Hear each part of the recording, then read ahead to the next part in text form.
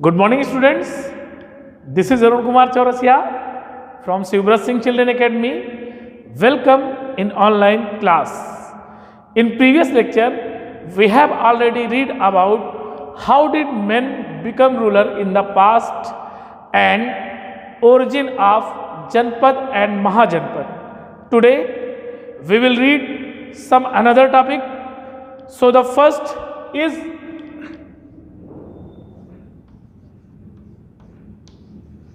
taxes.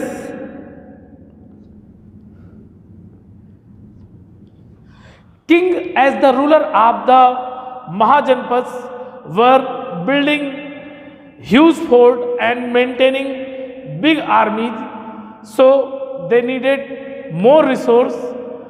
Instead of depending on occasional gift brought by the people, they started collecting regular taxes. So first tax is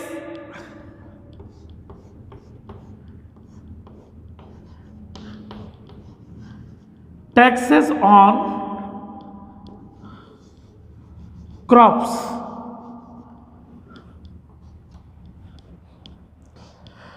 Taxes on crops were the most important tax. This was because most of the people were farmer. Usually the tax was fixed at 1/6 what was produced. This was known as bhag. This was known as bhag.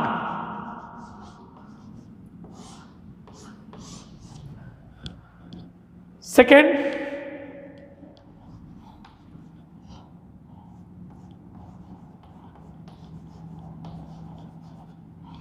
taxes on craft persons.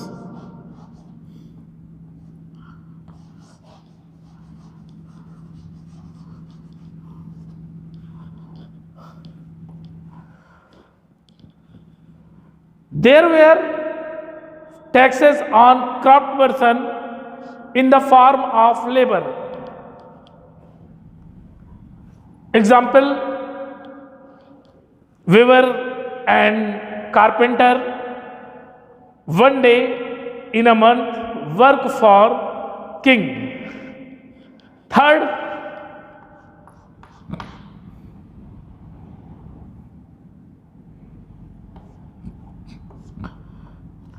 herder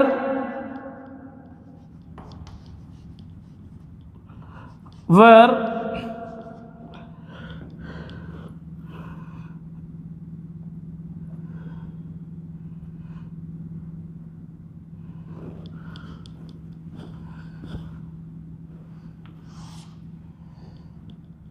given tax as the animal products and animal मतलब जो ये herders होते थे बेटा, ये अपने products जो है किसके रूप में, या फिर पशुओं के रूप में या पशुओं से मिलने वाली चीज़ों के रूप में राजा को देते थे, जैसे मक्खन, दूध, घी इत्यादि, ये राजा को देते थे.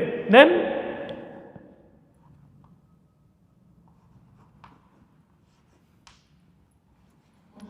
Taxes on trade.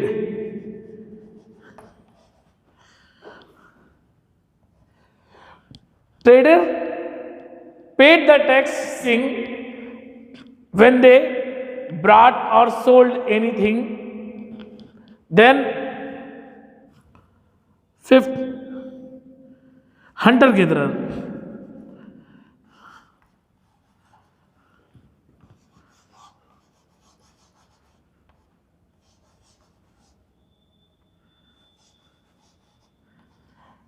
Hunter-gatherer provided forest food as a tax. Then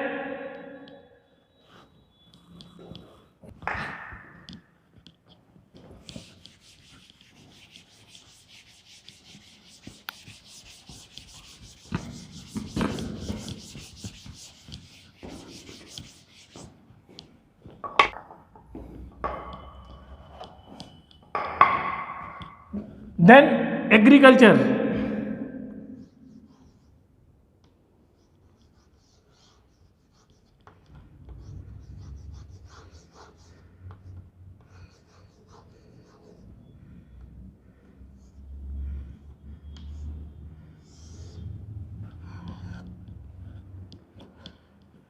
There were two major changes in agriculture around these time.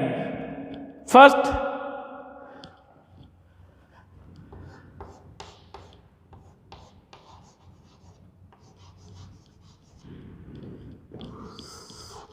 the use of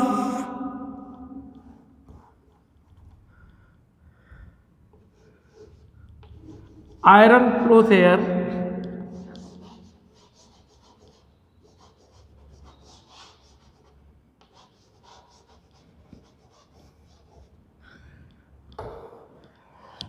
इस समय खेती में दो महत्वपूर्ण परिवर्तन हुए, जिसमें से एक प्रमुख था हल के फार के रूप में लोहे का प्रयोग होना। जैसे पहले लोग हल के फार के रूप में प्रयोग करते थे लकड़ी का, तो उससे बड़े बड़े मिट्टी के जो टुकड़े थे वे अच्छी तरीके से टूट नहीं पाते थे, जिससे कि खेती की उर्वरता पर जो है विपरीत प्रभाव पड़ता था। लेकिन बाद में जब ये आयरन प्लोसेयर जो है आया यूज में, तो उसके बाद बेटे जो मिट्टी थी वो आसानी से टूट जाती थी। Then second,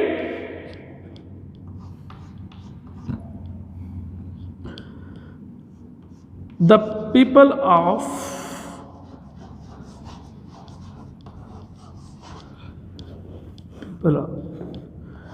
six century BC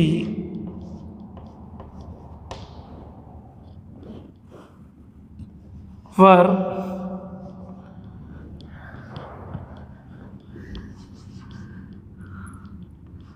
transplanting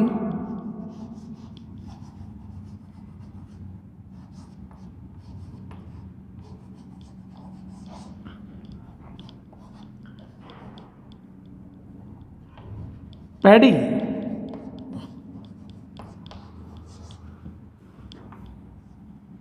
मतलब जो दूसरा महत्वपूर्ण अचीवमेंट था 6th सेंचुरी बीसी का, वो क्या था? लोगों ने जो है धान की फसल को जो है लगाना शुरू कर दिया। और लगाने में क्या, पहले वे फसल को एक जगह पर बोते थे, फिर वहां से जो छोटे छोटे सैपलिंग्स होते थे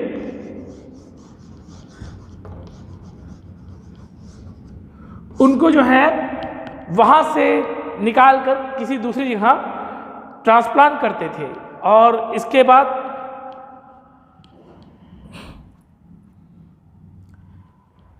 जिसकी वजह से जो है अधिकतम खेती का उत्पादन होने लगा। और खेती के उत्पादन में होने वाले ये महत्वपूर्ण परिवर्तन जो है लोगों द्वारा व्यापक रूप से प्रयोग किए जाने लगे। देन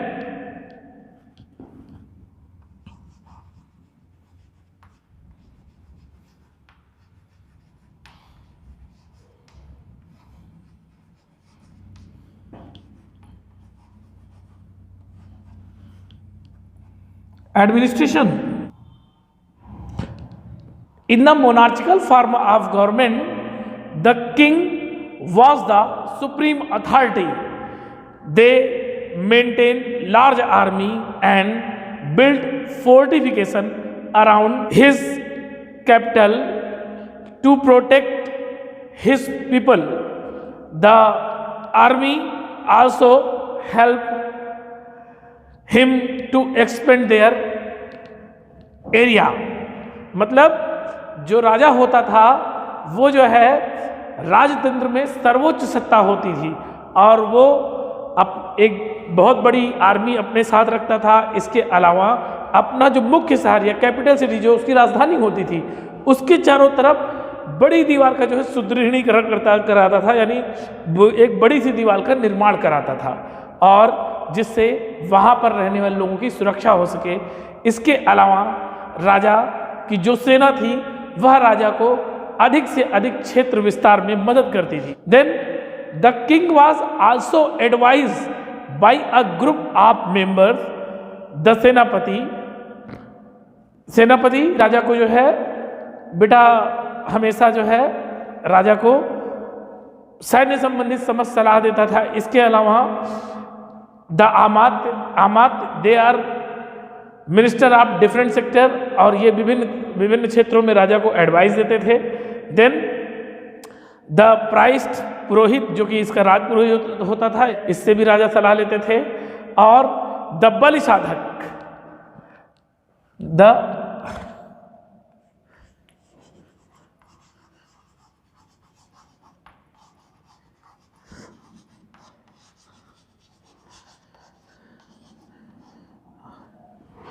बलि साधक was a tax officer.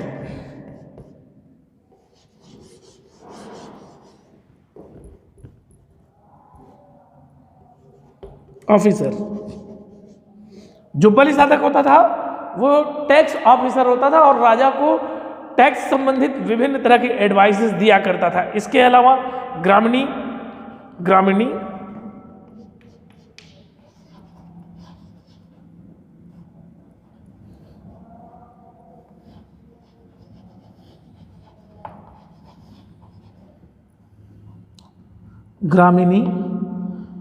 जो कि हेड ऑफ द विलेजेस होता था।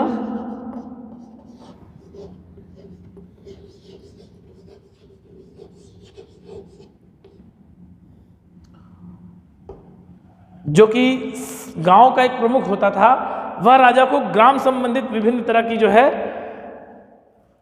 सलाहें दिया करता था और राजा इन सभी लोगों से सलाह लिया करता था और उसके बाद इसकी मदद से वह अपने प्रशासन को चलाता था। In the republican mahajanapada the kings was not absolute power, मतलब कि जो republican, there was two type of system, there were two type of system in महाजनपद।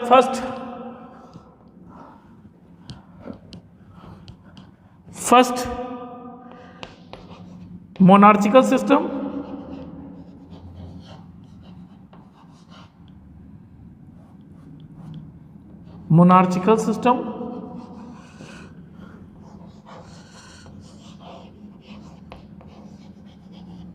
Second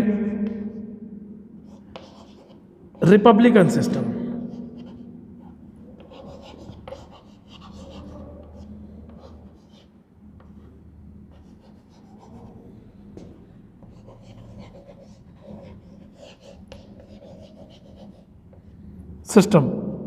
In monarchical system, Raja was supreme power, but in republican system, Raja was not supreme power. और इसमें क्या होता था? The group of people govern the place which were related to the republic, and in republic there is one place that the republic place that is name is Vajji. Vajji is related to the republic. In Vajji, all the decisions were taken on the basis of majority by the group of people, and then they enforce that decision. तो जो वज्जी था, ये जो है क्या था, लोगों का एक समूह यहाँ पर शासन करता था। यहाँ पर राजा नाम की कोई शक्तिशाली या सुप्रीम अथॉरिटी नहीं होती थी। यहाँ पर लोग जो शासन करते थे, वहाँ पे जो भी निर्णय होता था वो जो है बहुमत के आधार पर लिया जाता था। बहुमत के आधार का मतलब, जैसे 9 वोट है, 9 में से 4 लोग मानते हैं कि किसी स्थान पे नहर नहीं बनानी है, तो ये अपोज करते हैं कि डिसीजन, वो नहीं चाहते कि यहाँ पे नहर बने, तो ये नहर बनने के विरोध में अपना मत देते। और 5 लोग कहते नहीं, नहर बनने से यहाँ पर बहुत फ़ायदा होगा, लोगों की खेती को लाभ होगा, आसानी से जो है जल संसाधन उपलब्ध होंगे, अच्छी तरीके से ये सारी चीज़ें चलेंगी। तो ऐसे लोग जब 5 वोट देते हैं तो उस जगह पे नहर का निर्माण होता है, यानी कि उस पर जो है बहुमत के आधार पर निर्णय लिया जाता है, क्योंकि इनका मत ज़्यादा है इसलिए उसके आधार पर निर्णय लिया जाता है। ठीक है। Then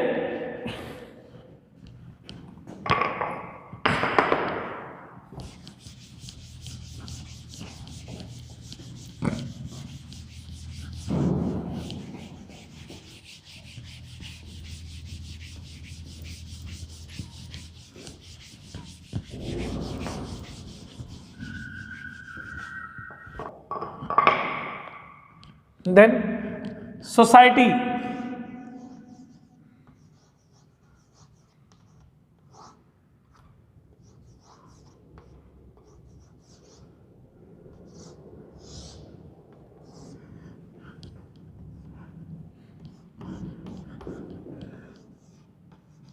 in 6th century BC,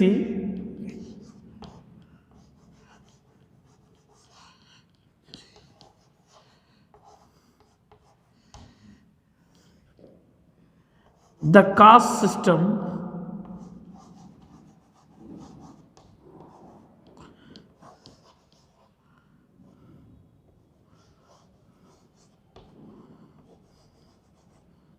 became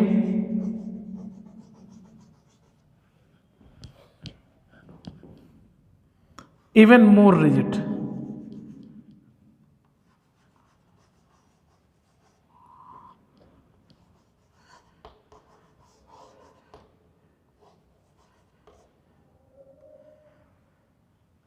means 6ठी शताब्दी ईसा पूर्व में जो है जो कास्ट सिस्टम था ये बहुत कठोर हो गया। जैसे कि इन अर्ली वैदिक पीरियड यह बताया गया कि कास्ट बेस्ड थी किस पर, ऑन द प्रोफेशन। लोग जिस तरह का व्यवसाय चुनते थे उसके आधार पर उनकी कास्ट का निर्धारण होता था। लेकिन बाद में उत्तर वैदिक काल में मतलब 6th सेंचुरी BC जो कास्ट सिस्टम था वो ज़्यादा रिजिड हो गया। ठीक है,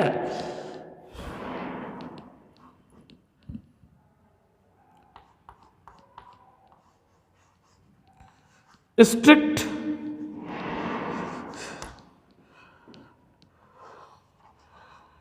rules were enforced.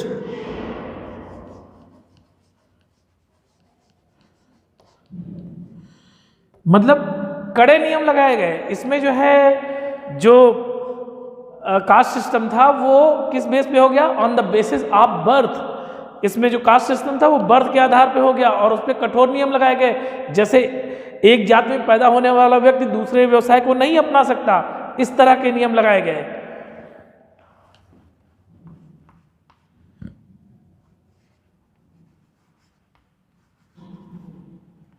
Inter caste marriages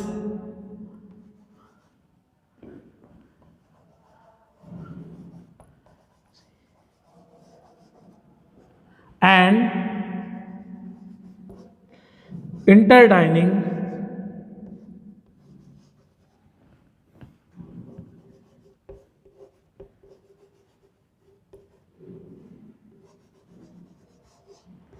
were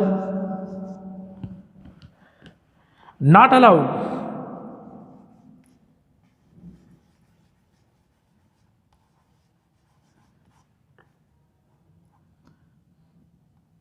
मतलब लोग समजातीय विवाह कर सकते थे और दूसरी जातियों में विवाह नहीं कर सकते थे। क्यों?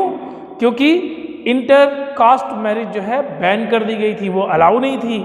और इसके बाद इंटर डाइनिंग मतलब लोग अलग अलग समूह के लोग एक साथ भोजन नहीं कर सकते थे, अलग अलग जातियों के लोग एक साथ भोजन नहीं कर सकते थे। वहाँ पर केवल सजातीय लोग ही एक साथ भोजन कर सकते थे। इस तरह से जो है ये भी रूल स्ट्रिक्ट कर दिया गया। देन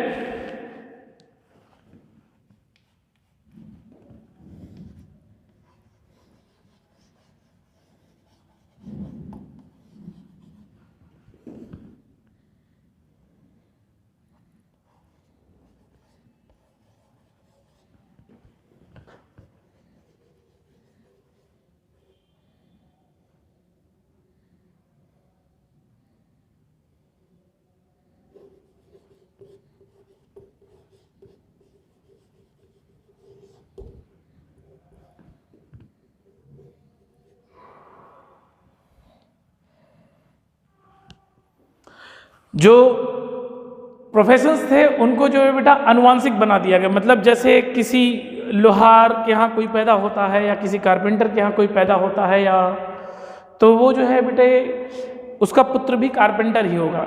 मतलब वो भी केवल उसी प्रोफेशन को अपना सकता है, कोई दूसरा प्रोफेशन नहीं अपना सकता। मतलब अपने पिता के ही व्यवसाय को अपनाना था। मतलब अनुवांशिक रूप से यह नियम हो गया था कि प्रत्येक व्यक्ति जो है अपने पिता के व्यवसाय को अपनाता था। जैसे ब्राह्मण का पुत्र केवल यज्ञ इत्यादि कराता था, क्षत्रिय का पुत्र लोगों की रक्षा करता था, और वैश्य के पुत्र को ओनली ट्रेड अलाउ था, और जो है जो शूद्र के पुत्र थे उनको जो है केवल लोगों की सेवा करने का अधिकार प्राप्त था। ये जो है यहाँ पर लागू था। और इसके अलावा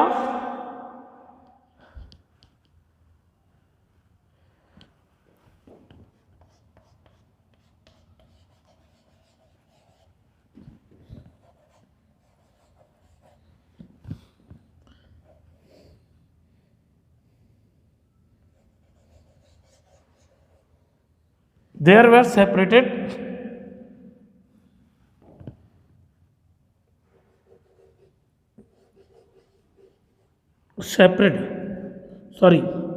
separate work for each caste।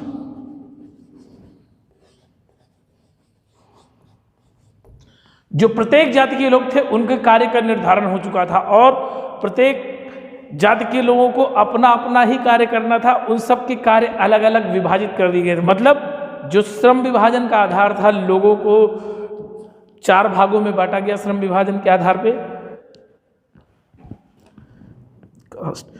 There were separate work for each caste, मतलब यहाँ प्रत्येक जाति के लिए अलग अलग कार्यों का निर्धारण था। जैसे जो वॉशरमैन थे उनको जो है वॉशिंग का ही प्रोफेशन अपनाना था, जो कारपेंटर थे उनको कारपेंटर के ही प्रोफेशन को अपनाना था, जो ब्राह्मण थे वो ब्राह्मण के ही वर्क को हेरिडिटरी कॉन्सेप्ट में जो है आगे ले जाते थे। और इस तरह सभी लोगों का, शूद्रों में भी कई जातियों का विभाजन हो गया था, और उस समय जो लोग थे उनके लिए अलग अलग कार्यों का निर्धारण हो गया था। इस तरह समाज में सबसे पहले जो है लोगों का आनुवंशिक आधार पे जो है विभाजन किया गया। फिर कार्यों के आधार पर जो है जातियों का विभाजन किया। कार्यों के आधार पर जातियों का विभाजन मतलब अब ऐसे भी निर्धारण हो गया कि कौन सी जाति कौन सा कार्य करेगी, ये निर्धारण जो है इसके आधार पे किया गया। Due to the high position of Kshatriya and Brahmin, they were enjoyed the power and authority, while the Shudra were exploited.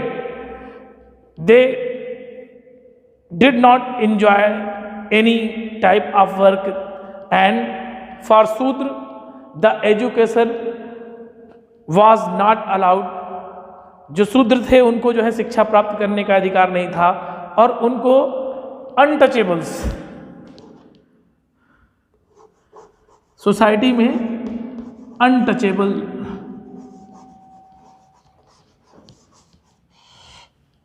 के रूप में जाना जाता था। और अनटचेबल माने लोग उनको अछूत मानते थे।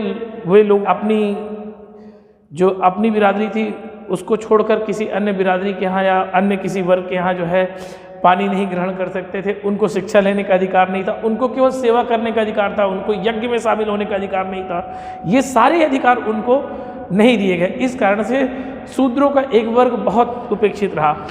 हाँ,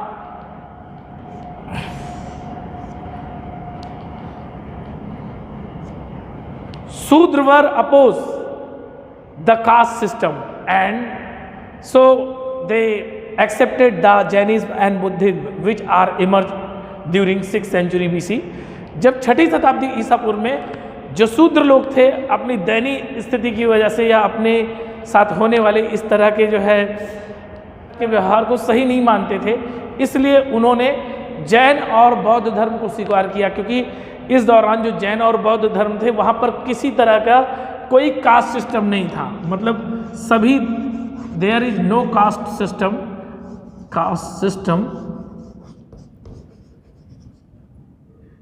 in Jainism and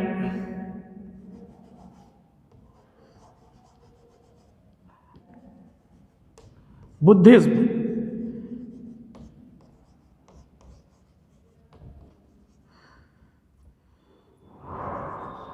मतलब जैन धर्म और बौद्ध धर्म में सभी जातियों को समान रूप से देखा जाता था, वहाँ पर जाति का कोई भी निर्धारण नहीं किया गया था और सभी जाति के लोग एक समान थे।